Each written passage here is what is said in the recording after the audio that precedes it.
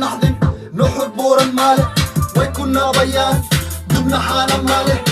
kulanti wacan oo wanaagsan saaxiibayaal meel kasta dunida ka joogtaan halka nagala socotaan waa channelka Fandor Media oo ah la midso barnaamijyo xiiso leh warar iyo warbixino maanta barnaamijkan wuxuu saabsan yahay hobalka caanka ah ee Dayaxda Nuurshe ayaa digniin u diray kooxda waayaha cusub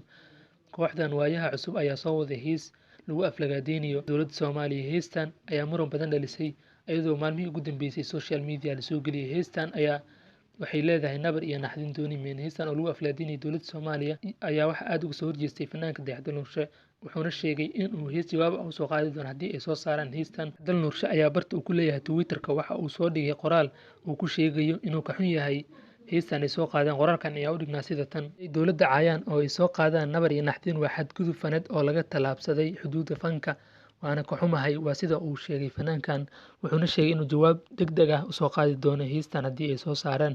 waayaha cusub ayaa la xiiseyn jiray sanadii 2010 iyo wixii ka horreeyay kooxdan ayaa muddo ka maqnayd social media ama YouTube-ka oona soo qaadin wax heesa ah balse heestan ayuu ku soo laabtay muddo dhowr sano ah ay ka maqnaayeen masraxa fanka lama oga ilaa iyo hadda sababta ka dambeysa kooxdan inay soo qaadaan hees lagu aflagaadeynayo dowladda Soomaaliya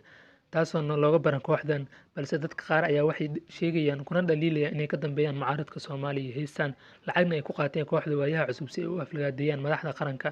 balse lama oga xaqiiqda iyo sirta ka dambeysa sheekadan ama heestan ay soo qaadeen waayaha cusub balse waa lagu kala ogaan doonaa maalmaha soo socda kadib markii heestan ayadoo dhameystiran soo gasho YouTube-ka Dayaxda Nuurshe oo ah xidigaha ugu magaca weyn fanka Soomaalida gaar ahaan caasimadda Muqdisho ayaa aad uga carooday kana soo horjeestay heestan ay soo wadaan waayaha cusub balse waa la kala ogaan doonaa xaal sida ku dambeeyo halkaad nagala socotaan saaxiibayaal waa channelka Fandor Media oo ah la midso barnaamijyo xiiso leh warar iyo warbixino waxyaalihii ugu dambeeyay ee social media la hadlayay iyo wararkii ugu dambeeyay ee Soomaalida intaba waad kala socon kartaa halkan haddaad nagu cusub tahay gambaleelka furo subscribe nasaar haddaad horna ula joogtaan muuqaalkan like saar una sii share garay asxaabtaada si ay u daawadaan waad ku mahadsantihiin sida qiimaha badan ee aad noola socotaan mar kasta